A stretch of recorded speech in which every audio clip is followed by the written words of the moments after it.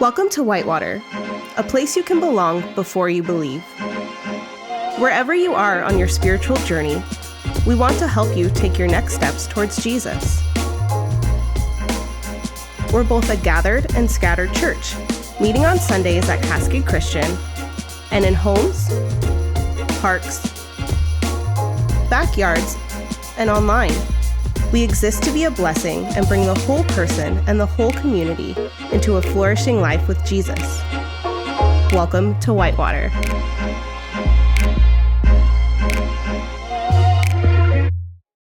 Welcome to Whitewater Church. If you've been joining us on our online campus, I just want you to know that we see you, we love you, and we just appreciate how you've engaged with our church in these times.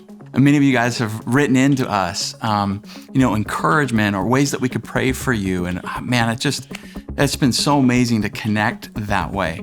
You know, if you've been impacted by the online campus or you just love our church and you want to serve, but you can't serve in person, I just want to let you know the best way to serve is through your giving and your sharing. I just want to invite you to give toward the ministry here with the online campus. Your giving helps this ministry flourish and continue to reach people for Jesus Christ. Would you help us continue to bring the love, encouragement, and hope of Jesus to a real hurting world right now?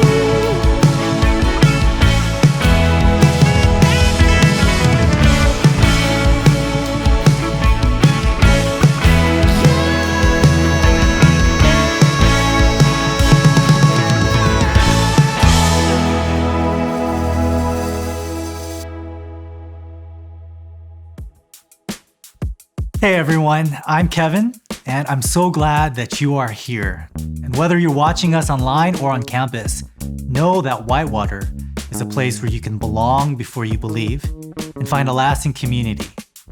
If this is your first time joining us, we are thrilled that you took some time out your busy week to spend with us. So it's important to have a community that you can rely on, connect, and have fun with. Why join a group?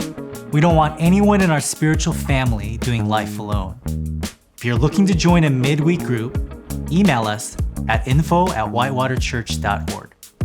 And whether you're a part of our online community or joining us in person, your generosity is changing lives and helping transform our community. If you're looking to give back and help further God's kingdom, there are two ways to give. You can go online or you can mail us a check. Thank you so much for your support. Generosity is love in action.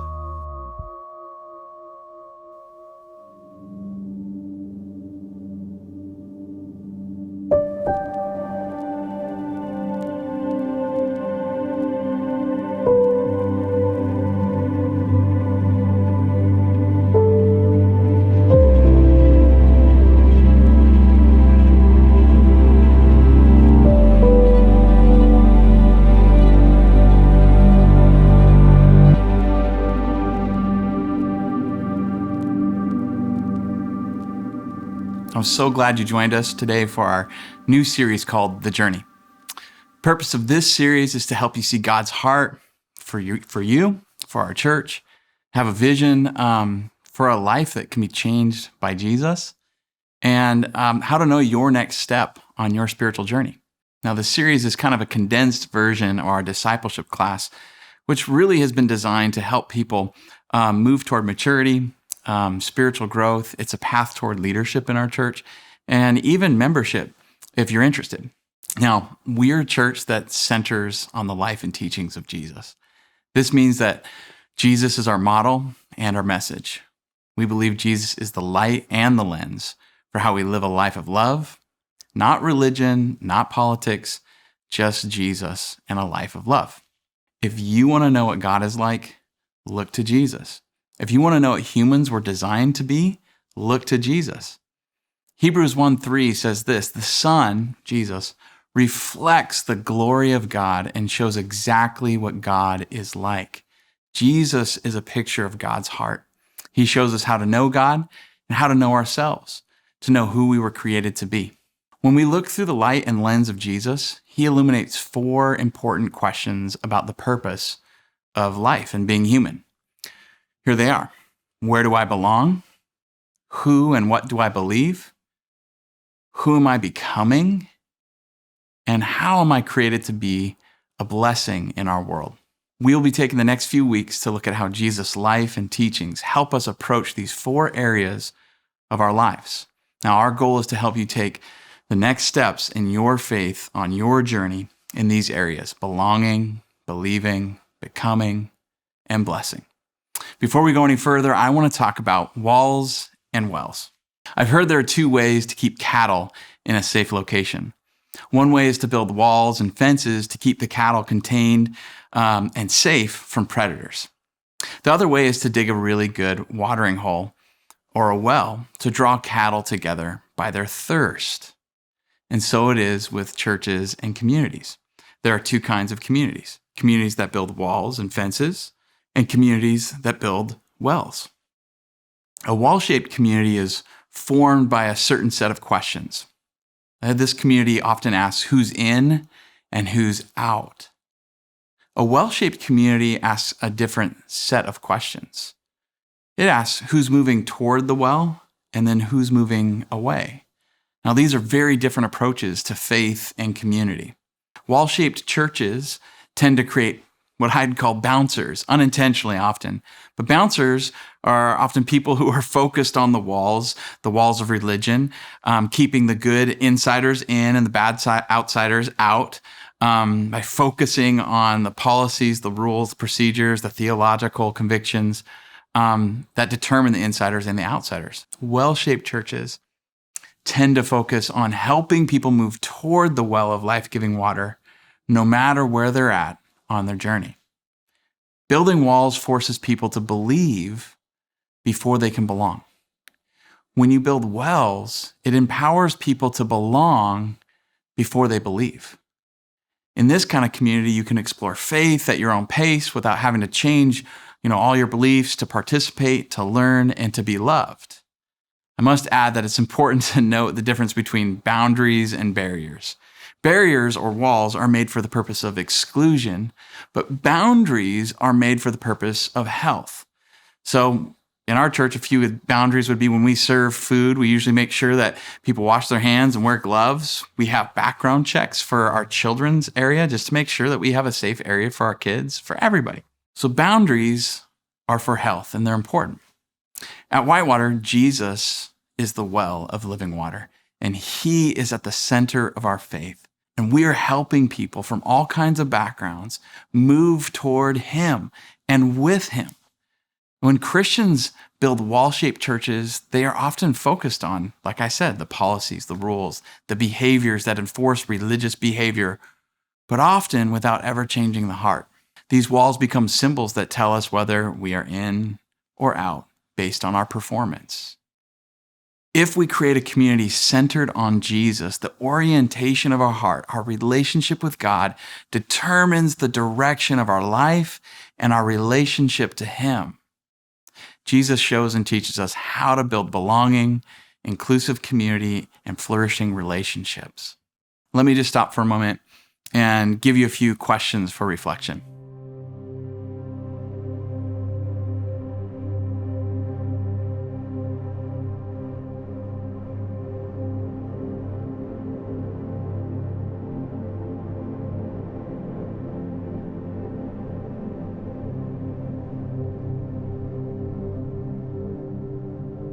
Let's start with, where do I belong? First, I want to read this story Jesus told to help us understand this spiritual journey into belonging. This is called the parable of the lost son. Jesus told them this story. A man had 2 sons. The younger son told his father, "I want my share of your estate right now before you die." So his father agreed to divide his wealth between his sons. So here in the story, we immediately see the son basically is saying to his father, "I wish you were dead now so I could have my inheritance now." Not a great relationship. And in this culture, this kind of request would have brought tremendous shame on the entire family, onto the father and especially that son. But check this out. The father surprisingly agrees to the request. Verse 13, a few days later, this younger son packed all his belongings and moved to a distant land. And there he wasted all his money in wild living. About this time, his money ran out. A great famine swept over the land, and he began to starve. He persuaded a local farmer to hire him, and the man sent him into his fields to feed the pigs. The young man became so hungry that even the pods he was feeding the pigs looked good to him. But no one gave him anything. When he finally came to his senses, he said to himself, "At home, even the hired servants have food enough to spare, and here I am dying of hunger. I will go home to my father and say, 'Father, I've sinned against both heaven and you, and I'm no longer worthy of being called your son. Please take me on as a hired servant.' So he returned home to his father. And while he was a long way off, his father saw him coming. Filled with love and compassion, he ran to his son, embraced him, and kissed him." This is unheard of in this culture. Fathers never run, and fathers never embrace shameful sons. And in this moment, this surprising father does both. In verse 21, his son says his rehearsed speech to him. "Father, I've sinned against both heaven and you, and I'm no longer worthy of being called your son." But his father said to the servants, "Quick, bring the finest robe in the house and put it on him. Get a ring for his finger and sandals for his feet. And kill the calf we have been fattening. We must celebrate with a feast, for the son of mine was dead and has now returned to life. He was lost, but now he's found. And so the party began. This means that a whole village is being invited by the family that was a shame on the whole culture and the whole village. This village is invited to celebrate the restoration, not the rejection of this son who was lost. Verse 25. Meanwhile, the older son was in the fields working, and when he returned home, he heard music and dancing in the house. He asked one of the servants, "What's going on?" "Your brother is back," he was told, "and your father has killed the fattened calf. We are celebrating because of his safe return." The older brother was angry and wouldn't go in. His father came out and begged him, but he replied, "All these years I've slaved for you. I've never once refused to do a single thing you've told me to do. And in all that time, you've never given me one young goat for a feast with my friends." You ever felt that way? Like, God, you've never given me a goat to have a feast with my friends? If the son of yours comes back after squandering your money, wait, let's think about that. Is it the father's money, or is it the older brother's money that he's looking forward to inheriting? Be that as it may, after squandering your money on prostitutes, you celebrate by killing the fattened calf. Are you kidding me? His father said to him, "Look, dear son, you have always stayed by me, and everything I have is yours. We had to celebrate this happy day, for your brother was dead and has come back to life. He was lost, and now he's found." As you heard this story, what walls are being built in the narrative? And then I would also ask you, what wells are being built in this story? I want to contrast the father and the older son in their response to the younger son. Some of the walls that I see are pride in the younger son as he runs away, and then frustration, sin, shame, brokenness as he realizes he needs to come back. The older brother has some walls that come up, walls of judgment, hurt, selfishness, bitterness. But the wells being built by the father are unbelievable. This is how we dig or build wells. This is how we bring living water to any situation. He sees his son from a long way off. He's looking for lost sons. He's compassionate. He has acceptance. He has forgiveness. He embraces. He celebrates. He pursues. He has an undignified run. And he prioritizes the relationship. What other walls have you seen people build in life and in church? Maybe political walls, maybe cultural walls, racial or gender walls, maybe even like sin or walls based on other people's history that determine who's in and who's out. Now let's look at how Jesus shows us to overcome these walls through this story about belonging. In this story, when the younger son runs away and realizes how big a mistake he's made and how bad things are, it says he finally came to his senses, and then he began his return home to his father. This is the story of belonging. In the story, we contrast the father's response with the older brother's response. The older brother was angry. He wouldn't go into the party, it says, even though the father begged him. But the son replied, "All these years I've slaved for you and never once refused to do a single thing you told me to do." So he uses guilt on the father. You ever seen that? That's like building a wall through guilt. And all this time, you never gave me even one young goat to feast with my friends. You know, this guilt thing keeps getting poured on. Now watch this wall get put up.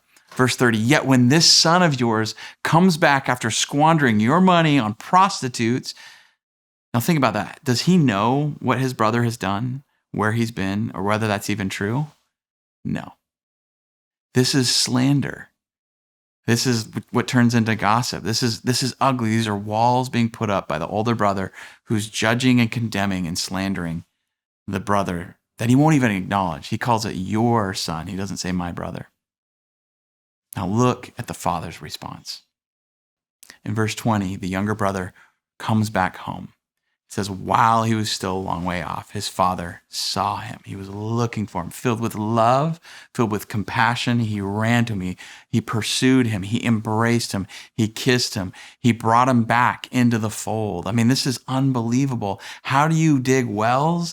How do you create inclusive community and belonging? You have to stand with the Father, longing for lost brothers and sisters to come home. This is how we build wells rather than build walls. So I want you to notice the brother is creating an environment or a family environment where the brother who's run away has to believe and behave in order to belong in the family. Whereas the father allows a journey home that says you can belong before you believe or as you believe and as you change your behavior. It doesn't mean they didn't have things to work out. It didn't mean the father wasn't hurt. There wasn't wounds that needed to be worked out. Maybe there needed to be boundaries to be talked about. But the father's response was compassion and restoration. He wanted his son to return. And he had to go out to this other son and say, we got to bring your brother back in. That's how we create a community and a family that builds wells, that draw people to Jesus. Check out this story.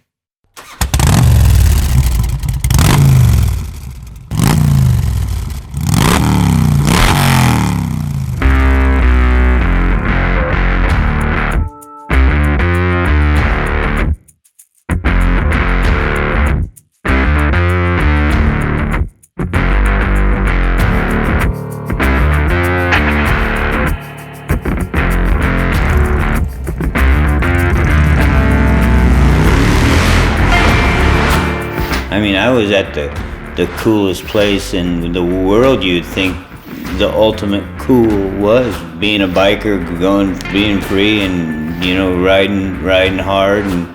But why was I so lonely? Why was I so alone?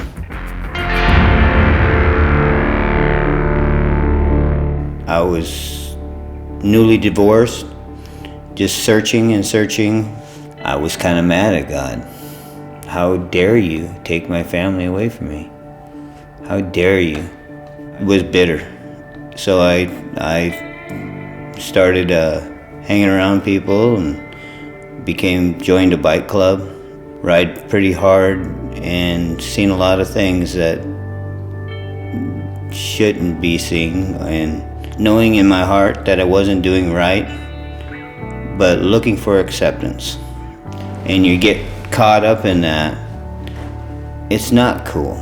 It's a lonely lifestyle. You see so many empty hearts. They're just searching just like you are. Chris, I just could see the happiness. It seemed like he had peace. Everybody's thinking that I'm just having a good old time and everything else, but I was in misery. Nothing could satisfy my loneliness. You could tell he was sincerely happy, and I wanted a piece of that. And I know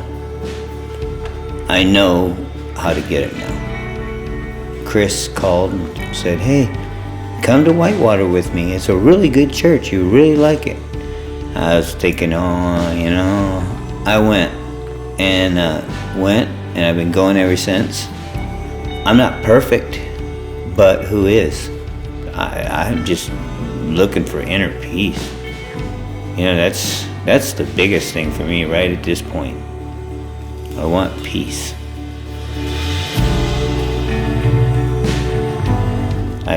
I'm still not, I'm still questioning. I don't know why I'm dragging my feet, but I don't want to be phony. So this is the realism, but there is realism to my journey. And it might not be somebody else's journey, but it's a journey I'm going to make.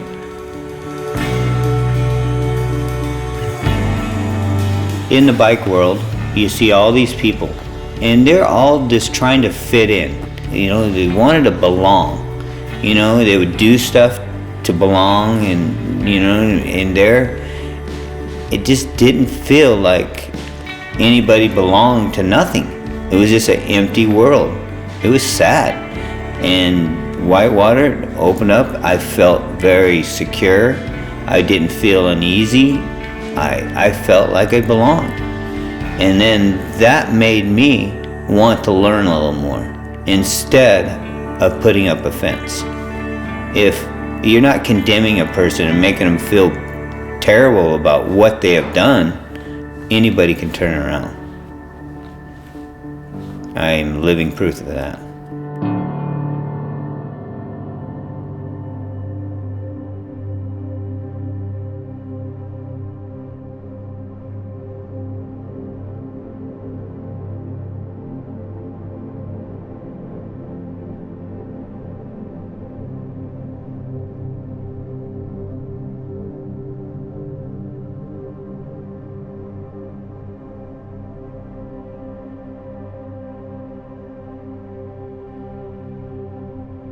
Here are a few ingredients, or what I think are really, really important for inclusion to happen. And we've learned these as we've done this journey class over the years.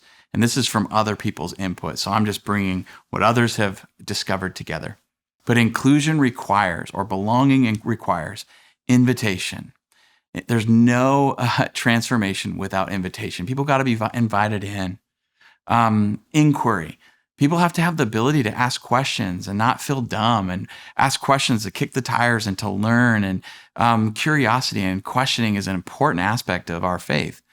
Another one is just showing up. There's no community if we don't show up. Like you with your family today, or you at church today, you with your group today watching. Like you're not doing this. There is no belonging or inclusion if you don't show up in some way. Appreciation of diversity. We got to appreciate our differences, different cultures, backgrounds, all that stuff. Forgiveness, restoration. There's no inclusion or belonging without forgiveness or restoration. And we have to be proactive, not passive. And that leads us to some of the things that kill inclusion and belonging. Passivity, not engaging. Social anxiety sometimes prevents us. It's a barrier to inclusion and belonging. Fear, anger, shame. Like I don't think that'd be accepted. Many people come to a group or a church or a family asking, what will people think of me? Will I be accepted? Those all kill community. Here's two other things I think are really important. Belonging requires unity in diversity. The book of Acts chapter 2 says this, I'll pour out my spirit, says God. I will pour out my spirit on all people, meaning no ethnic barriers. God removes those. Your sons and daughters will prophesy. Means there's no gender barriers, like there's equality here. And it says your young men will see visions, your old men will dream dreams. There's no generational barrier. Right? God's removing all those things that can separate people. And then it finally says, in those days I will pour out my spirit on my servants, men and women alike, and they will prophesy. There's no social barriers to people coming into the family of God. We all stand equally at the foot of the cross of Jesus. And this is the mosaic, beautiful, multicultural, multiracial family of God. It's so important that we get that so we can create inclusion and belonging as a community. The last thing I wanted to mention is belonging requires restoration or return. The Father forgives and restores. The Son returns. Again, it doesn't mean that every issue was worked out, but the return had to happen so that they could grow through the hurt, the immaturity, the boundaries, all those types of things. Rather than having to earn his way back, the Son could just return as a pure gift of grace. Galatians 6:1 says, brothers and sisters, if someone is caught in sin, you who live by the Spirit should restore that person gently. Now, I want us to notice that the order isn't everything, but the order changes everything. Notice that the older brother requires the lost brother to believe and behave in order to belong. The father flips that order and creates an environment or family where the son can belong as he believes and changes his behavior. See, the order isn't everything, but the order changes everything. And many times church communities and faith communities and people they get the order wrong according to Jesus. Jesus flips that. And it's frustrating because that means like we have to forgive and restore people and kind of life gets messy. But oh my goodness, life comes out of it. And I want us to get that. Like we're a church that we reverse the order. We do it in the Jesus way, the kingdom way. So I want to encourage you to take your next step in the journey toward belonging. I want to encourage you to get in a spiritual family. And one of those ways at our church is to get into a group, to have some people you do life with, and you're not alone. And when you go through hardship, or great things, you got people that are going through that with you. You have people who you can learn with, you can grow with, that you can learn to follow Jesus and practice what you're learning together. Guys, it is so important that you don't do life alone. The Father loved his family and operated as a family. If we're following Jesus, how could we do any different? He put disciples, other people around him. We need a spiritual family to do life with. Get in a group, somehow get people in your life that you can do the journey with. I'll see you next week.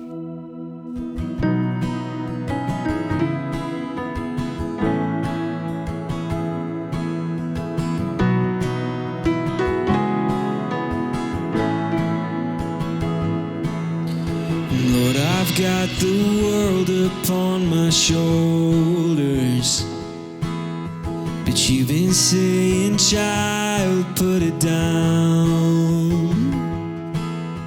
I prayed and prayed that you would take my burden, but you keep saying, child, put it down. Maybe I'm addicted to the worry. Maybe I'm a slave to holding on. Help me put it down. Help me put it down.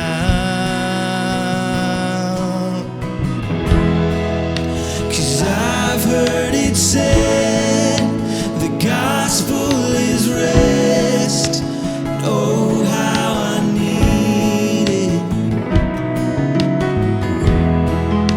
Say it again until I believe it. Oh, how I need it. Oh, how I need it.